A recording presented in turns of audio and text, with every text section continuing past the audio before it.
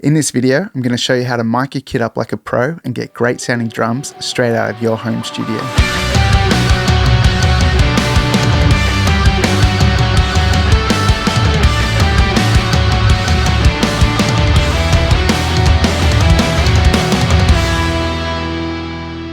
Alright, let's talk about the overheads, possibly the most important mics on the drum kit. These guys are going to capture our overall image of the kit. When we're setting these up, you probably don't want to have them too low, too close to the cymbals. The resonances can get pretty nasty. We just want them up a decent height away from the kit so we can get that full capture, pointing them at the things that we want to capture the sound of. So I'm using AKG C414s, the XLS model. On this side, what I'm trying to capture is the ride, the crash. I've got a China set up like I do at the moment. All that stuff in the floor tom. So I'm wanting all of that on that perspective of the kit. And on this side, we've got the hats, the crash, and our rack tom. With that space pair set up, we're going to get a nice wide image when we pan these out left and right. One of the other really important things about our overhead setup is getting the phase correct with the snare drum. Now, our snare is obviously one of the most important pieces of the kit. So to save a bit of time and problems later, what we want to do is make sure that when we hit the snare, the sound is going to reach both of these mics at the same time. Now you can measure this out with a tape measure, bit of string, or if you have just like an XLR or a headphone extension like I do, laying around, you can do it with something as simple as this.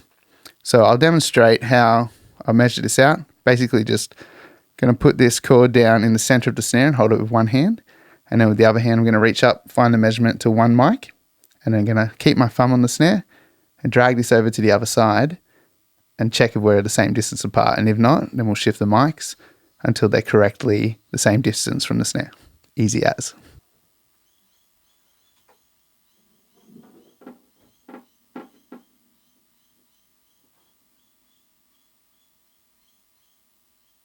Simple as that. And now you're going to have one less thing to try and fix post. All right, let's talk about miking up the kick. We're going to be using two mics on the bass drum. On the outside, we have a large diaphragm condenser. This mic is an Audio-Technica 4047 SV.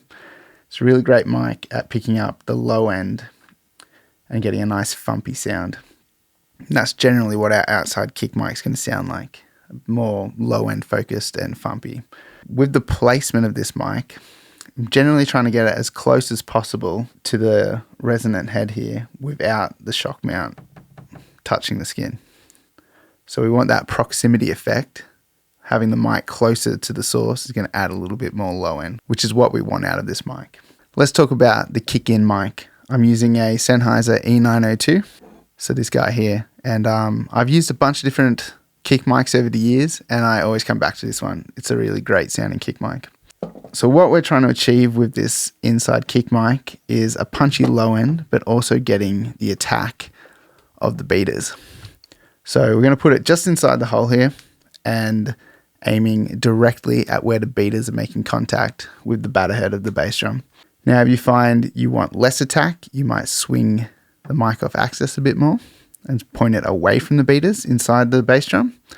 Or you could experiment with pulling it out and having it halfway through the porthole.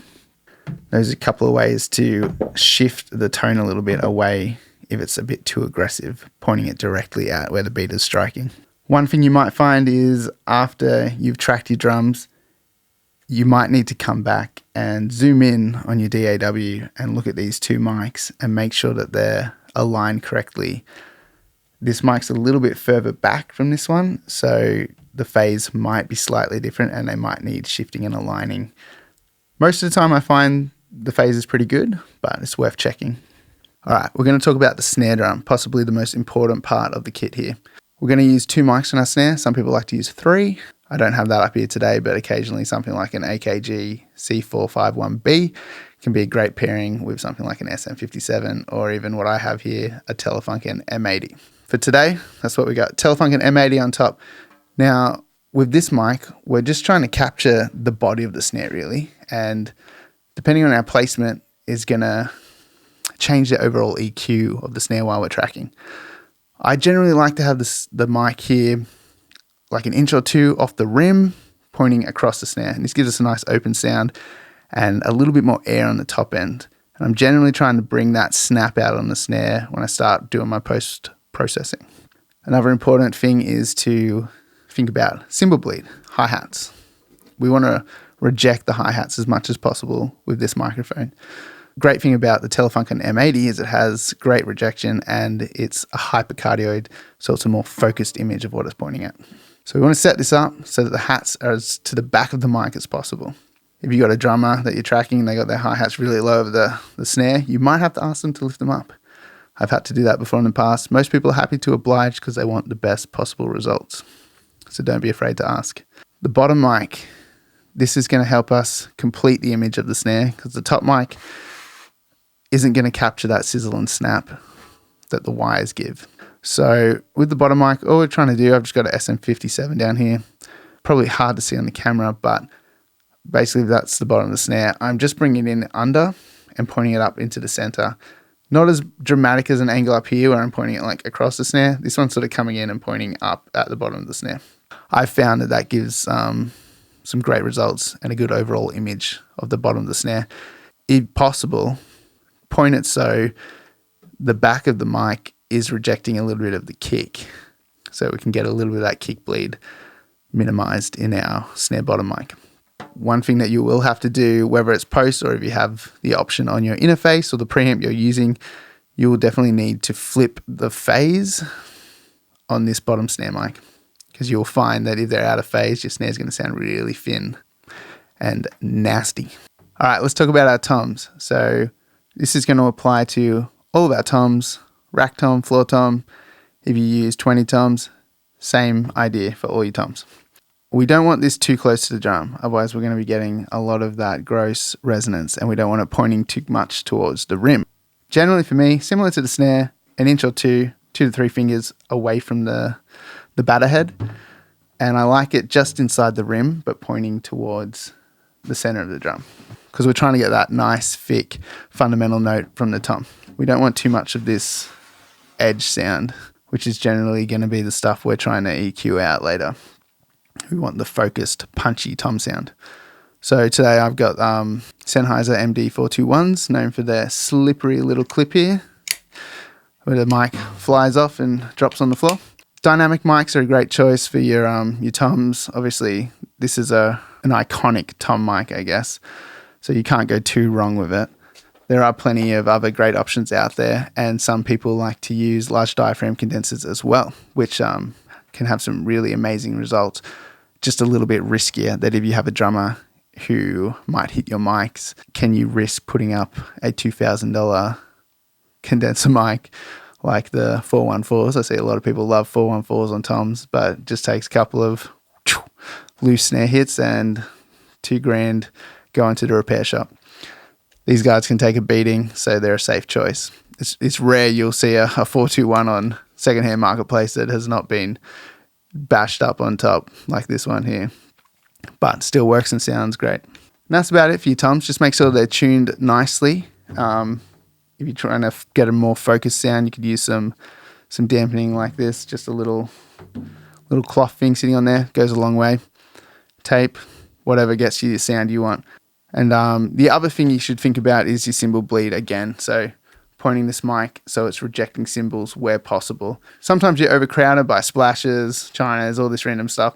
You just got to get the mic in where you can. But if you have the option to position a mic where it's rejecting a cymbal from behind, go for it, because that's going to help with the cymbal bleed a little bit. Let's talk about our spot mics for hats and ride and any other fun cymbals you have around the kit, like a china or a splash cymbal. Basically, what I've found from trial and error is that having the mics pointing in more of an angle, like a 45-degree angle to the cymbal, gets a better stick articulation than if you just point the mic straight down over the top of the cymbal.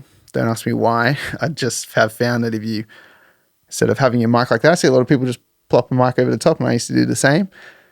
But if you point the mic in at a bit more of an angle, I think you'll find you'll hear a bit more definition to the actual stick sound on the cymbal. For the ride, coming in on that angle, usually pointing kind of at the bell from like the back side of the cymbal. And when I'm playing on the ride over here, I get a nice clean sound. Depending what sound you're chasing, I'm trying to generally bring out the brightness and that top end of the stick on the ride, because this is a fairly washy sort of ride cymbal. So it needs a little bit of help. And the AKG C451B has a really airy top end. So that really brings out the tip of the stick, which is great. On the hats, I usually switch between like a small diaphragm like the Neumann KM 184 or another C451B from AKG. And if I want something a bit more mellow, then I'll go for a dynamic mic like the Shure SM7B, the one I'm talking into right now. So same deal, bringing the mic in at a bit of an angle, pointing it at the hats, and it's kind of, the hats are blocking a little bit of snare as well. I'm not too fussed about getting snare in my hats mic or snare in my ride mic. There's plenty of times where that can actually help the snare sound a lot bigger and beefier in a mix, just having that little bit extra body in these mics. So you shouldn't worry too much about that, but you do get a little bit of extra rejection of the snare. Pointing at that angle from this way, the hats are kind of blocking the snare a little bit. For a spot mic on something like a China cymbal, I would probably go a little bit higher and above, pointing down, so that when you're hitting the cymbal, it's going to be rocking a little bit. If you're coming at an angle, you'll get some weird sort of washing of the cymbal moving in and out of the focus of the mic. So by having it above, while you're crashing on something like a China cymbal, it's not going to get a weird image kind of going on where the sound's like, it'll just get a nice clean image of the cymbal from above. Same for stuff like splashes. Probably wouldn't put it like this, pointing at an angle at it. Probably go above, pointing down at the splash. Last but not least, our room mic. This mic here is going to give you a much more three-dimensional image of the kit. A little bit of room mic can go a really long way, and sometimes having a lot of room mic can add a really cool effect to your drum mix. I'm using a stereo ribbon mic, the R88 from AEA. Sounds fantastic. What's cool about ribbon mics is they have a rolled off top end, so they're not very harsh, and a nice focused low end. Being in an XY or a figure 8 pattern, these ones, it picks up like the whole image of the space you're in and sounds awesome. You can also chuck a mic, leave your drum room, walk down a hallway, chuck a mic 10 meters away, and that's going to get some really cool results. So outside my room, I have like a tiled hallway which goes 5-6 meters away from here. I chuck a mic in there and it sounds like a hall, which is awesome. So you can blend all that room ambient stuff together to add like a bigger image to your kit. Obviously, being in a smaller room, just get your close room mics as far away as possible. If you just have like a single condenser mic, then just point it so you're getting a nice image of the kit. Experiment with height. Lower to the floor, generally you're going to get a bit more low end. The higher up and pointing at the kit, probably going to get more cymbals and stuff. So you can kind of experiment with where you place that mic as to what sound you're going to get from your room mic. With the ribbon mic that I'm using, I found kind of just above the kick, pointing in, slightly angled down, gets me a really nice balanced sound of the kit. Thanks for watching, guys. Hope you enjoyed the video. Hopefully you learn a trick or two along the way and that you can start applying this knowledge to your drum recordings. Leave a comment below. Let us know what mics you're using at home, the ones you're having success with and the ones that you haven't had success with. Help some people avoid some unfortunate purchases. If you have any suggestions for videos that you'd like to see from me, drop a comment below. Make sure you hit like, subscribe, share the video with your audio mates, and that'd be awesome. Until next time, catch ya.